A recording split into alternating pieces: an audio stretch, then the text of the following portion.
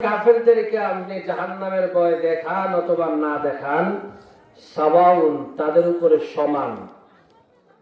লা ইউমিনুন তারা ঈমান আনয়ন করবে না, ঈমান আনবে না, মুসলমান হবে না। এই আয়াতটা নাযিল হয়েছে এবং পরবর্তী আয়াতটা মক্কার কাফেরদের লিডার আবু জাহেল, উতবা, সাইবা, ওয়ালিদ ইবনে মুগীরা এদের ব্যাপারে এই আয়াতটা নাযিল হয়েছে। রাসূল করিম সাল্লাল্লাহু আলাইহি ওয়াসাল্লাম দ্বীনের দাওয়াত নিয়ে মক্কার এমন কোন অলিগলি নাই যেই জায়গার মধ্যে রাসূল দ্বীনের দাওয়াত নিয়ে যান নাই। এক একজনের কাছে একবার নয়, একাধিকবার রাসূল দ্বীনের দাওয়াত নিয়ে গেছেন। আল্লাহ পাক যাদের কপালে হেদায়েত রাখছে, রাসূলের দাওয়াত গ্রহণ করে তারা সাহাবী হয়েছে, মুসলমান হয়েছে। যাদের কপালে আল্লাহ হেদায়েত রাখেন নাই, তারা মুসলমান হয় নাই, নবীর কথাও মানে নাই। যেরকম ঠিক কিনা? কিন্তু আল্লাহ রাব্বুল আলামিন দ্বীন কবুল করার জন্য, ইসলাম কবুল করার জন্য যা যা দরকার সব আল্লাহ ব্যবস্থা করেছেন। সব নবীরাই যখন দাওয়াত দিত, তো উম্মতেরা জিজ্ঞেস করত, আপনি যে আল্লাহর নবী, এটার প্রমাণ কি? তো আল্লাহ রাব্বুল আলামিন সব নবীদেরকে স্পেশাল ভাবে মুজিজা দান করেছেন, যাতে করে দাওয়াতের ক্ষেত্রে মুজিজা প্রদর্শন করতে পারে, দেখাইতে পারে। মূসা আলাইহিস সালামকে আল্লাহ বললেন, তুমি এবং তোমার ভাই হারুন দুইজনে মিলে ফেরাউনকে দাওয়াত দাও। মূসা আলাইহিস সালাম এবং হারুন আলাইহিস সালাম দুইজনে ফেরাউনের কাছে গিয়ে কয়, আমরা আল্লাহর পক্ষ থেকে প্রেরিত রাসূল, এক আল্লাহকে বিশ্বাস করো। তুমি যে খোদা দাবি করছো, তুমি খোদার হওয়ার যোগ্য না। এক আল্লাহর প্রতি বিশ্বাস স্থাপন করো, বাকি গায়রুল্লাহর যত পূজা আছে সবগুলো পরিত্যাগ করো। ফেরাউন তখন জিজ্ঞাসা করলো, তুমি যে আল্লাহর পক্ষ থেকে প্রেরিত রাসূল, এর প্রমাণ কি, দলিল কি? তুমি তো আমার ঘরেই লালিত পালিত হইছো, যেরকম ঠিক না? মূসা আলাইহিস সালামকে ফেরাউন বলে, তুমি তো আমার ঘরেই ছিলা, তোমার আমি শুধু দেখতে বড় করছি, তুমি আমার নবীও কিভাবে? তুমি যে নবী দাবি করতেছ, নবী দাবির ক্ষেত্রে তোমার দাবিতে তুমি যদি সত্যবাদী হয়ে থাকো, তো প্রমাণ পেশ করো। হযরত মূসা আলাইহিস সালাম হাতে লাঠি ছিল, লাঠিটা ছেড়ে দিছে, তো অজগর সাপ হয়ে দাঁড়াইছে। আর জোরে কন্না সুবহানাল্লাহ। ফেরাউন বলে, ধরো এটা, থামাও। ভয়ে দৌড়াইতেছে ফেরাউন। মূসা আলাইহিস সালাম লাঠি ধরলেন, আবার সাপ ধরলেন, আবার লাঠি হয়ে গেছে। বগলের নিচে হাত দিয়া হাত বের করছে, আকাশের সূর্যের মতো আলো বিচ্ছুরিত হয়েছে। আমরা বগলের নিচে হাত দিলে আলো বাইর হবে নি? আর জোরে কোন। তো নবীদেরকে আল্লাহ পাক মুজিজা দিয়েছেন, কিন্তু এরপরও ফেরাউন কি ঈমান আনছে? আর জোরে কোন। ফেরাউন কি মূসা আলাইহিস সালামের প্রতি ঈমান আনছে? আল্লাহর প্রতি ঈমান আনছে? হযরত ঈসা আলাইহিস সালামকে আল্লাহ দ্বীনের দাওয়াত দেওয়ার জন্য নবী হিসেবে পাঠাইছেন। উনি গিয়া দাওয়াত দেয়, এই তোমরা এক আল্লাহর ইবাদত করো, এক আল্লাহকে বিশ্বাস করো। উম্মতেরা বলে, আপনি যে আল্লাহর নবী, এর দলিল কি? হযরত ঈসা আলাইহিস সালামকে আল্লাহ মুজিজা হিসেবে দিয়েছেন, উনি যখন মাটি দিয়া পাখি বানাইয়া ফু দিতেন, এই পাখি আকাশে উড়াল দিত। জোরে কন্না সুবহানাল্লাহ। ওনাকে আল্লাহ মুজিজা হিসেবে এটা দিয়েছেন। কিন্তু এরপরও নাসারা খ্রিস্টানরা অনেকেই নবী ঈসা আলাইহিস সালামকে মানে নাই, তাকে উল্টা অপবাদ দিছে, আল্লাহর পুত্র বলে সম্বোধন করছে। ঠিক না? সর্বশেষ আমার আপনার নবীকে আল্লাহ পাঠাইছেন, আমার আপনার নবীর সময় ফেরাউন কে ছিল? সব নবীর ক্ষেত্রে একজন ফেরাউন রাখছে। তো এই ফেরাউন আবু জাহেলকে আল্লাহর রাসূল সাল্লাল্লাহু আলাইহি ওয়াসাল্লাম একবার না একাধিকবার দাওয়াত দিয়েছে। রাসূলের সাথে সাক্ষাৎ হইলেই দাওয়াত দিত। উতবা, সাইবা, ওলীদ ইবনে মুগীরা, রাসূল সবাইকে দাওয়াত দিয়েছে। দাওয়াত দিতে গিয়ে রাসূল যে পরিমাণ কষ্টের শিকার হয়েছে, সব নবীদের দাওয়াতের কষ্ট যদি এক পাল্লায় রাখা হয়, আমার আপনার নবীর দাওয়াতের কষ্ট যদি এক পাল্লায় রাখা হয়, নবীর কষ্টের পাল্লা ভারী হয়ে যাবে। নিজের আপন লোকেরা দাওয়াত দেয়, নিজের আপন লোকেরা থুতু নিক্ষেপ করে, মাটি নিক্ষেপ করে। রাসূল করিম সাল্লাল্লাহু আলাইহি ওয়াসাল্লাম দাওয়াতের কাজ করেন। তো উম্মত আগে থেকেই উম্মতেরা নবীদের ব্যাপারে সন্দিহান হইলে জিজ্ঞাসা করে যে কি প্রমাণ আপনি আল্লাহর নবী? আমার আপনার নবী বিশ্বনবী রাহমাতুল লিল আলামিন, আল্লাহর নবী, উনি যে নবী হবেন ছোট্ট অবস্থা থেকে, জন্ম লগ্ন থেকেই আল্লাহ পাক বিভিন্ন অলৌকিক ঘটনার মাধ্যমে এটা প্রমাণ করে দিয়েছেন। জনগণ ঠিক না? রাসূল ছোট্ট অবস্থায় পাহাড়ের অলিগলি দিয়ে হাঁটতেছে আর চোখের পানি ফলায় কাঁদতেছে আর বলতেছে, আল্লাহ, আমার মা বাবা পৃথিবীতে কেউ নাই, ভাই বোন আপনজন কেউ নাই। আমি কালিমার দাওয়াত দিব, মানুষকে দিনের দাওয়াত দিব, তো আমার উপর যদি হামলা করে ফিরাইবার মতো কোনো লোক আমার পক্ষে নাই, অথচ পুরা পৃথিবীর দায়িত্ব তুমি আমার উপরে ছেড়ে দিয়েছো। সুবহানাল্লাহ। রাসূল চোখের পানি ফেলায় কাঁদতেছে আর চোখ একবার মুছে আবার হাঁটে। ওই দিক দিয়ে আবু জাহেল আসতেছে, ওঠের উপর সোয়ার হয়ে আবু জাহেল আসতেছে, দেখে শিশু মুহাম্মদ সাল্লাল্লাহু আলাইহি ওয়াসাল্লাম কাঁদতেছে। আবু জাহেল ডাক দিয়ে কয়, মুহাম্মদ, কাদার কোনো প্রয়োজন নাই, মনে হয় ছোট মানুষ, রাস্তা হারাই লাইছো, পাহাড়ের চিপা চাপা দিয়া ঘুরতেছো, কান্দিও না, আমি তোমার বাড়ি পর্যন্ত পৌঁছাই দিব। এই কথা বললে আবু জাহেল রাসূলকে ওটের উপর উঠাইছে। আবু জাহেল সামনে বসছে, রাসূলকে পিছনে বসাইয়া এবার উটের লাগাম ধরে টানে, উটে কদমও সামনে যায় না। সুবহানাল্লাহ। আবু জাহেল উটের লাগাম টানে, পিঠের মধ্যে চাবুক মারে, কিন্তু উট সামনে যায় না। কিছুক্ষণ পরে দেখে উটের জবান আল্লাহ খুলে দিছে। উট ডাক দিয়ে বলে, আবু জাহেল, আমার উপরে বিশ্ব নবী রাহমাতুল লিল আলামিন আরোহণ করবে আমি জীবনে কল্পনাও করি নাই। আমার নবীর পিছনে বসাইয়া তোমার মতো বেঈমান আবু জাহেল সামনে বসবে, আমি উট কোনোদিন বরদাস্ত করব না। আবু জাহেল তাকায় দেখে এতদিন এই উটের উপরে সওয়ার হইলাম, কোনদিন দেখি নাই উট এইভাবে মানুষের মতো কথা বলতে।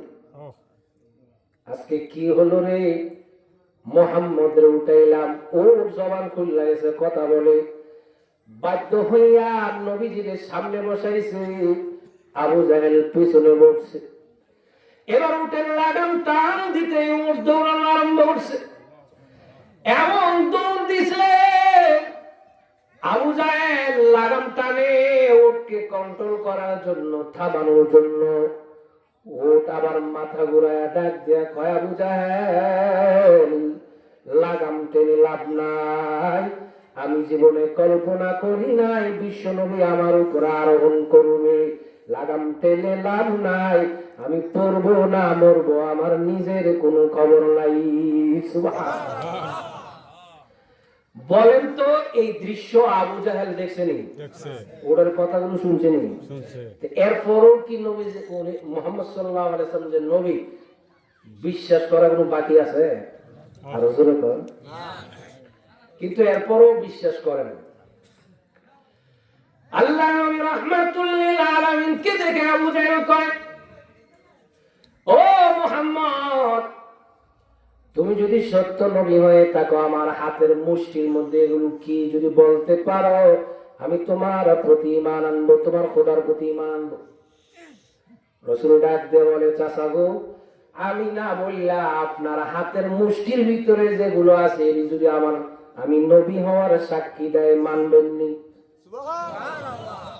ও চাচা, আমি বলবো না, আপনার হাতের ভিতরে যা আছে এগুলো থেকে আওয়াজ যদি আসে আমি নবী, আপনি বিশ্বাস করবেন নি? বলে হ্যাঁ। আল্লাহ নবী হাতের দিকে ইশারা দিলেন, এমনি কঙ্করের ভিতর থেকে আওয়াজ আসতেছে, আশহাদু আল্লা ইলাহা ইল্লাল্লাহু ওয়া আশহাদু আন্না মুহাম্মাদান আবদুহু ওয়া রাসূলুহু। হাতের ভিতরে কঙ্কর ডাকছে, বলে আবু জাহেল, আমি সাক্ষী দিলাম মুহাম্মদ আল্লাহর সত্য নবী। সুবহানাল্লাহ। যেই মাত্র হাতের কঙ্কর গুলো সাক্ষী দিল, আবু জাহেল গাটটা নিচের দিকে দিয়া হাঁটতে যাইতেছে। নবীজি ডাক দেবে, চাচা, আপনারা বলছেন সাক্ষী দিলে ঈমান আনবেন। আবু জাহেল ডাক দেয়া কয়, জীবনে কত জাদুঘর দেখছি, তোমার মতো এত বড় জাদুঘর আমি দেখি নাই। জোরে কর না নাউজুবিল্লাহ, আরো জোরে কর নাউজুবিল্লাহ। এ মুসলমান, আল্লাহ রাব্বুল আলামিন বেঈমান কাফেরদের লিডার যারা ছিল, উতবা, শাইবা, ওয়ালিদ ইবনে মুগীরা, আবু জাহেল, এদেরকে আল্লাহ রাব্বুল আলামিন ইসলাম সত্য, নবী সত্য, এই ব্যাপারে বহু দলিল প্রমাণ তাদের সামনে আল্লাহর নবীর মাধ্যমে পেশ করা হয়েছে, কিন্তু তাদের কপালে নাই, ঈমান আনতে পারে নাই। ঠিক কিনা? এবার প্রশ্ন জানেন, আল্লাহ রাব্বুল আলামিন বলেন, খাতামাল্লাহু আলা কুলুবিহিম ওয়া আলা সামঈহিম ওয়া আলা আবসারিহিম গিশাওয়া। আল্লাহ রাব্বুল আলামিন আবু জাহেল, উতবা, শাইবা, ওয়ালিদ ইবনে মুগীরা, এদের কলবের মধ্যে আল্লাহ মোহর মেরে দিয়েছে। সুবহানাল্লাহ। মোহর মেরে দিয়েছে, তাই ঈমান আনতো না। প্রশ্ন, আল্লাহ যদি মোহর মেরে দেন তাহলে বান্দার কি দোষ? আবু জাহেল কিয়ামতের ময়দানে প্রশ্ন করবে, আল্লাহ তুমি তো আমার অন্তরে মোহর মেরে দিয়েছ। ওয়ালিদ ইবনে মুগীরা ডাক দিয়ে বলবে, আল্লাহ আমার অন্তরে তুমি মোহর মেরে দিয়েছ, এই জন্য আমি ঈমান আনতে পারি নাই, মোহর না মারলে ঈমান আনতাম।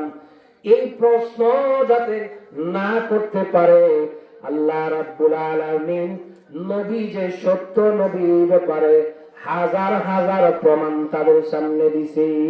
সুবহানাল্লাহ। নবী যে সত্য নবী আর ইসলাম যে সত্য ধর্ম, এই ব্যাপারে নবীর মাধ্যমে অসংখ্য দলিল তাদের সামনে পেশ করছে। এই দলিল দেখে বুঝো নাই আমার নবী যে সত্য নবী? মুসলমান,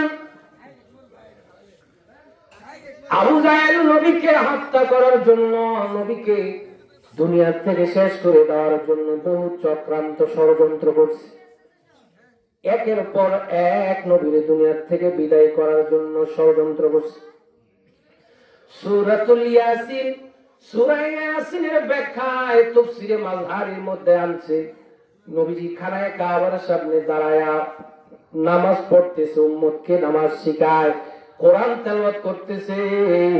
পিছন দিক থেকে আবু জাহেল, উতবা, শাইবা, ওয়ালিদ ইবনে মুগীরা বয়া বয়া ঠাট্টা করে দেখ, তাকায় মুহাম্মদ কি মাস্তানি করে নামাজ পড়ে, আমরা সামনে কিভাবে নামাজ পড়তেছে, কে পারবা সেজদায় গেলে মুহাম্মদের জীবনের মতো শেষ করে দিতে? আবু জাহেল ডাক দিয়ে কয়, আমি পারবো। বড় একটা পাথর লইয়া আবু জাহেল নবীজির নামাজে দাঁড়ায়া কোরআন শরীফ তেলাওয়াত করতেছে। আবু জাহেল পাথরটা লইয়া পিছন দিক দিয়ে হাঁটতেছে, নবীকে শেষ করার জন্য নবীর কাছে যায়। কাছে যাওয়ার পর আল্লাহ রাব্বুল আলামিন কুদরতি পর্দা নবীর উপর ঢেলে দিয়েছে। আর জোরে কোন সুবহানাল্লাহ। আবু জাহেল হাঁটতেছে, নবীর কোরআন তেলাওয়াত শুনে, কিন্তু নবীরে দেখে না, নবী কোন জায়গায় দাঁড়াইছে দেখে না। আবু জাহেল দৌড়ায় পিছন দিকে ব্রেক করে চলে আসে। উতবা সাহেব ডাক দিয়ে, আবু জাহেল বড় মাস্তানি করে গেলাম, মুহাম্মদের শেষ করবা, পাথর লয়ে ফিরাইছে। আবু জাহেল ডাক দিয়া কয়, এখান থেকে মুহাম্মদের দেখি, কিন্তু কাছে গেলে তেলাওয়াত শুনি, মুহাম্মদের দেখি না। তো পাথর কোথায় মারবো? আরেক বড় দাঁড়াচ্ছেন, পাথর লাইয়া রাসূলের পিছনে দাঁড়াইছে। আল্লাহ রাব্বুল আলামিন আবু জাহেল যেই মাত্র হাত উঠাইছে, হাতগুলো লোহার মতো শক্ত করে দিছে, হাত নিচে আনতে পারে না। নবীজি নামাজ পড়ার পর সালাম ফিরে দেখে আবু জাহেল লটকে গেছে। ডাক দিয়ে বলে, চাচা আপনি এখানে কেন? ও আবু জাহেল, এই জায়গায় কেন আসলেন? আবু জাহেল ডাক দিয়ে কয়, ভাতিজা এবারের মতো মাফ করে দাও, আমারে মাফ করে দাও। নবী বলেন, ঠিক আছে যান, মাফ করে দিলাম। সুবহানাল্লাহ। আবু জাহেল পাথর লইয়া তার সাথী সঙ্গীর কাছে আসার পরে ডাক দিয়া কয়, বড় সাহস নিয়ে গেলা মুহাম্মদকে হত্যা করার জন্য, পারলা না, দেখলাম পাথর হাতে লইয়া এইভাবে হাত করে নিছো, কারণটা কি? আবু জাহেল একদম, তোমরা আসল ঘটনা জানো না। আমি যে মাত্র মুহাম্মদের পিছনে পাথর নিয়ে দাঁড়াইছি, এমনি তাকায় দেখি বড় বড় দুইটা উট এইভাবে হাত করে আছে। এমন বিশাল বড় উট আমি মক্কায় কোনোদিন দেখি না। আরো জোরে কোন সুবহানাল্লাহ। ও উতবা সাইবা আমাকে ডাক দিয়ে বলতেছে, ও আবু জাহেল, নবীর উপরে পাথর মারবি, পাথর মারার জন্য আসছস, পাথর ফালাবি নাকি আমাদের ফেরের ভিতরে যাবি? সুবহানাল্লাহ। আল্লাহ রাব্বুল আলামিন মুজিজা হিসাবে নবীকে দেখাইছে। সুবহানাল্লাহ। এগুলো নিজের চোখে দেখছে, কিন্তু এরপরে কি আরে নাই? আরো জোরে কোন। অনেকে প্রশ্ন করে, হুজুর এত ওয়াজ নসিহত হয়, কই মানুষের কোনো পরিবর্তন নাই, নামাজ পড়ে না, ওয়াজ থেকে গিয়া ঘুমায়, ফজর নামাজ পড়ে না, ঠিক না? কোনো হেদায়েত নাই, কোনো তাসির নাই। এ মুসলমান, তাসির না হলে হুজুরের দোষ না, আপনার কপাল পোড়া। জোরে বল। এ মুসলমান, কপালে যদি হেদায়েত না থাকে, আপনাকে জোর করে কেউ হেদায়েত দিতে পারে নাই। যদি জোর করে কেউ কাউকে হেদায়েত দিতে পারতো, তাহলে নবীজির আপন চাচা আবু তালেবকে রাসূল বেঈমান অবস্থায় দুনিয়া থেকে যাইতে দিত না, ঠিক কিনা? অনেক চেষ্টা করেছেন, মৃত্যুর সময় ডাক দিয়ে বলেন, চাচা একবার শুধু বলেন লা ইলাহা ইল্লাল্লাহ মুহাম্মাদুর রাসূলুল্লাহ। চাচা গো, এই কালিমাটা পড়া আপনি দুনিয়া থেকে বিদায় হন, বিদায় হইতে দেরি হবে, জান্নাতে নেওয়ার জিম্মাদার আমি নবী হয়ে গেলাম। চাচা ডাক দিয়া কয়, জীবন ভর বাপ দাদার ধর্ম মানছি, এখন যদি তোমার ধর্ম মেনে তোমার কালিমা পড়ে আমি দুনিয়ার থেকে বিদায় হয়ে আমার বাপ দাদার ধর্মের মধ্যে চুল কানি লাগবে। আসলে এগুলো কোনো কথা না, কপালে নাই, যেরকম ঠিক কিনা? আল্লাহ এই দৃশ্য দেখে জিব্রাইলকে আয়াত দিয়া পাঠাই দিছে, আমার বন্ধুকে গিয়ে বলো চাচা লিখিব, আমি যারা হেদায়েত দেই সে হেদায়েত পায়, হেদায়েত কারো কপালে না থাকলে চাচা হইল নিতে পারে না, ঠিক না? এ মুসলমান, এবার বলেন তো দেখি, বিশ্ব নবী হইয়া নিজের চাচা কোন চাচারে কালিমা পড়াইতে পারলো না, তাহলে নবীর কথার মধ্যে কোনো তাসির নাই? নবীর কথার মধ্যে তাসির আছে, তাকদীরে কপালে হেদায়েত নাই, ঠিক না? উলামায়ে কেরামের কথার মধ্যে তাসির আছে, উলামায়ে কেরাম বানায় কোন কথা বলে না, আল্লাহর কোরআন আর রাসূলের হাদিসের কথা বলে। কোরআন হাদিসের কথা তাসির না জানলে কি এর মধ্যে তাসির জোরবন থেকে না এ মুসলমান যার কপালে হেদায়েত আছে তারাই শুধু কোরআন এবং হাদিসের জ্ঞান কোরআন এবং হাদিসের বাণী নসিহত গ্রহণ করে। এটা আমার আপনার কথা নয়, আল্লাহ সূরা